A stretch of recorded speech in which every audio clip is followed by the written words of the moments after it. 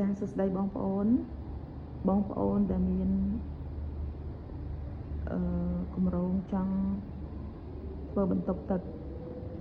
ដែលមានទំហំបណ្ដោយ2 ម៉ែត្រហើយទទឹង3 ម៉ែត្រ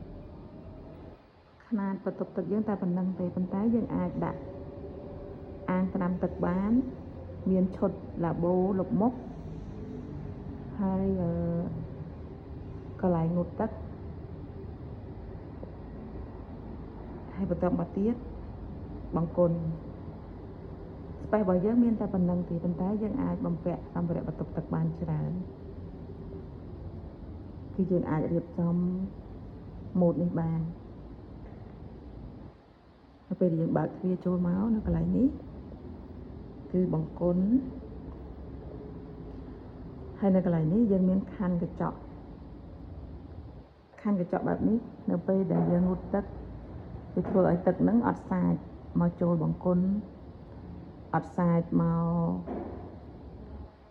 ដល់កញ្ចក់យើងទេន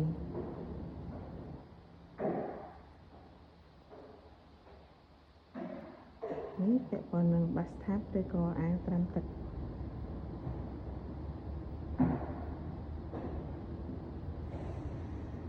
អានេះទៅលើរមណីរបស់បាសថាប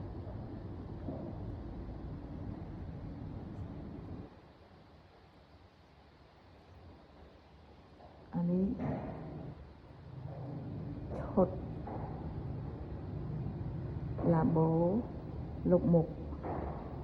ហើយយើងមានទូកាប៊ីណេតដែលយើងអាចដាក់សាប៊ូដាក់សែងស្ប៉េសទូចប៉ុន្តែអាចដាក់សម្ភារៈបានច្រើន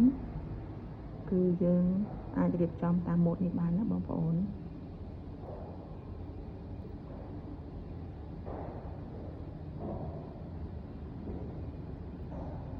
ចាសូមអរគុណ